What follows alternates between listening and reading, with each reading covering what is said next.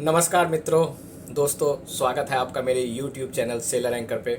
मैं हूं आपका दोस्त, आपका साथी, आपका सलाहकार अभिषेक मिश्रा। दोस्तों, आप सभी को हैप्पी न्यू ईयर मेरी तरफ से, आपके और आपके परिवार को। भगवान आप लोगों को सारी खुशियां दे और जो मुकाम आप पाना चाहते हैं उस वो इस नव वर्ष में 2022 में आपको सफलतापूर्वक मिले।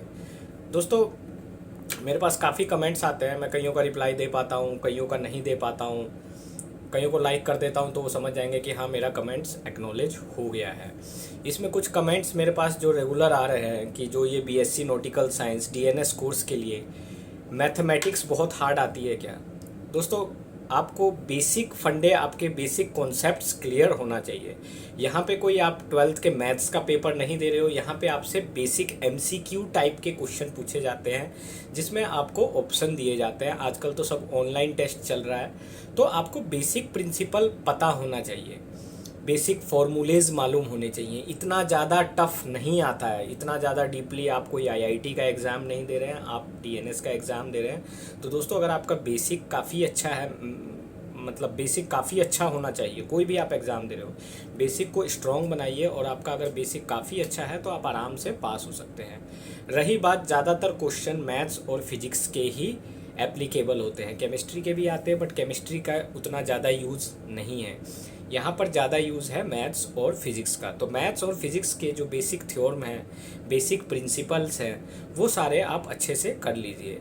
देखो दोस्तों, मैं ये कहना चाहूँगा, अगर आप 5-6 घंटा भी डेली ध्यान से पढ़ते हैं, IMU CET 2022 के एग्ज़ाम से अगर 2 महीना पहले भी पढ़ते हैं, आपके बेसिक क्लियर है, तो आप आराम से सफलतापूर्वक कोई भी एग्ज़ाम, कोई भी पेपर निकाल सकते हैं। सेकेंडरी थिंग, कंपनी स्पॉन्सरशिप की बात आते हैं। तो दोस्तों, कंपनी स्पॉन्सरशिप के लिए आप प्रैक्टिस करिए इंटरव्यू, क्योंकि हम लोग जब 12th में होते हैं, हमने कहीं इंटरव्यू नहीं दिया होता तो हमारी उतनी प्रैक्टिस नहीं होती है। बट आप प्रैक्टिस कर सकते हैं, मॉक इंटरव्यूज़ आते हैं, कई सारे मॉक इंटरव्यूज़ भी होते हैं। आप मॉक इंटरव्यूज़ दीजिए, अपने दोस्तों से बात करिए कुछ क्वेश्चंस, क्योंकि यहाँ पे आपसे बेसिक क्वेश्चंस प्लस आपका कॉन्फिडेंस लेवल देखा जाता है। हालांकि आप दे रहे हैं शिपिंग का एग्ज़ाम, तो शिपिंग से रिलेटेड मोस्टली क्वेश्चन पूछते हैं, लाइक बर्नौलीज थ्योरम क्या है, पास्कल्स लॉ क्या है, बॉयज़ लॉ क्या, ये सब आपने पढ़े हैं। तो दोस्तों, इन सब चीज़ों का आपको ध्यान रखना है, तो आराम से आप कोई भी एग्ज़ाम सफलतापूर्वक निकाल सकते हैं, आपको किसी भी प्रकार की कोई समस्या नहीं होगी। दोस्तों, एग्ज़ाम में एक चीज़ का और ध्यान रखना है आपको, कोई भी आप एग्ज़ाम देते हैं, टाइम मैनेजमेंट। बहुत लोगों को ये होता है कि टाइम की काफ़ी दिक्कत हो जाती है, टाइम मैनेजमेंट पूरा नहीं हो पाता है, तो उस टाइम मैनेजमेंट का आपको दोस्तों ध्यान रखना है। वो क्योंकि आपके पास जो लिमिटेड टाइम दिया जाता है, उस टाइम में आपको अपना टास्क कंप्लीट करना पड़ता है। अब मित्रों, जैसा कि मेरे एक दोस्त से पूछा गया कि स्वेज़ कनाल के बारे में, स्वेज़ कनाल कौन से 2 ओशियन को मिलाता है, तो इस टाइप के बेसिक क्वेश्चन आपसे पूछे जाते हैं। तो उन जेंटलमैन को इनका आंसर नहीं आता था, हालांकि आप मेरी पहली वीडियोस देखेंगे तो मैंने इनके आंसर्स भी बता रखे हैं।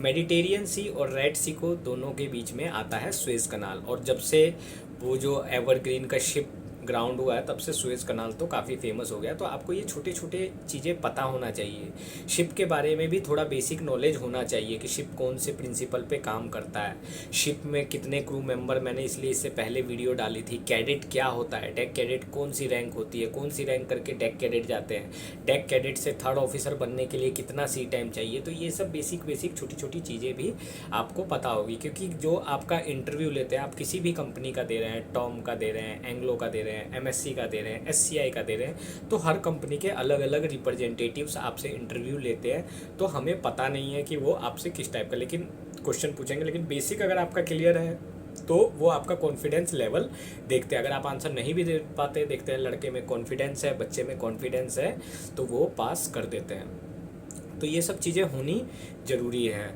जज्बा होना चाहिए, दिल में चाहत होनी चाहिए, तो कुछ भी किया जा सकता है। क्यों नहीं किया जा सकता दोस्तों, ये हमारे दुनिया में, हमारे देश में कुछ ऐसे हैं हमारे देश में ऐसे बहुत लोगों ने नाम कमाया है जो बहुत नीचे से आए हैं, बहुत जिनका बैकग्राउंड काफ़ी नीचे था। तो आप भी ऐसा कभी मत सोचिए कि हमारे बैकग्राउंड की प्रॉब्लम है, फैमिली प्रॉब्लम है। दिल में चाहत रखिए तो डेफिनेटली हो जाएगा दोस्तों। आपको कोई भी ताकत रोक नहीं सकती है। और दोस्तों बाकी तो रिक्वायरमेंट्स मैंने बता रखी है कि 10th की क्या रिक्वायरमेंट है, 12th की क्या रिक्वायरमेंट। देखो मैं वीडियो एकदम कैजुअली बना रहा हूँ, ऐसा नहीं है कि वीडियो में एकदम माइक लेके टाई शाई लगा के एकदम बैठा हूँ कोट पैंट लगा के और पीछे आपको बैकग्राउंड दिखा रहा हूँ। नहीं, मैं चाहता हूँ कि मैं जो बोल रहा हूँ आप मेरी बातों पर अमल करें, ऑब्जर्व करें, आखिर मैं बताना क्या चाह रहा हूँ। क्योंकि बात सिर्फ एक एग्ज़ाम पास होने की नहीं है, यहाँ पे आपका सफ़र काफ़ी लंबा है।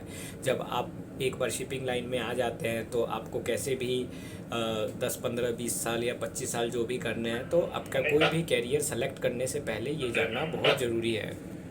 तो इन चीज़ों का दोस्तों आपको बहुत ध्यान रखना है। सफलता ज़रूर आपके कदम चूमेगी, आपको कोई रोक नहीं सकता है सफल होने से। जैसा कि मैं पहले भी बता चुका हूँ, सफलता का महत्व वही जानते हैं जो असफल हुए हैं। Success is more valuable most by those who does not succeed. प्यासे को ही पता चलता है कि पानी की कीमत क्या है। अगर आपको सफिशिएंट खाना मिल रहा है, आप अपने पेरेंट्स के पैसों पे ऐश कर रहे हैं, तो शायद आप सफलता का महत्व तो नहीं जानते हैं। लेकिन अगर आपको पता है कि आपके पेरेंट्स कितना मेहनत करके उन्होंने आपको यहाँ तक पहुँचाया है, तो डेफिनेटली आप मेरी बातों को ध्यान से सुनेंगे और सक्सेस होंगे।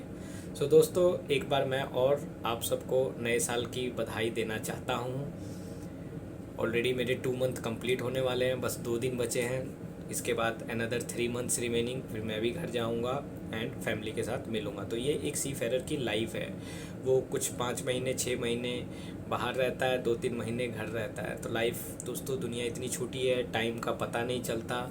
हम कब 10 साल के हो गए, कब 20 साल के हो गए, कब 30 के होने वाले हैं। इसी तरीके से उम्र फिर 40 के होंगे, 50-60 उम्र यूँ ही निकल जाती है। नाम उसी का होता है जो इस दुनिया में कुछ करके जाता है। अगर आप अपने लिए नहीं, अपनी फैमिली के लिए सोचिए, जिन्होंने आपको इस तरीके से इस मुकाम तक पहुँचाया। मैं फिर मिलूँगा अपनी नेक्स्ट वीडियो में नेक्स्ट थॉट के साथ। तब तक के लिए गुड बाय, टेक केयर, जय हिंद।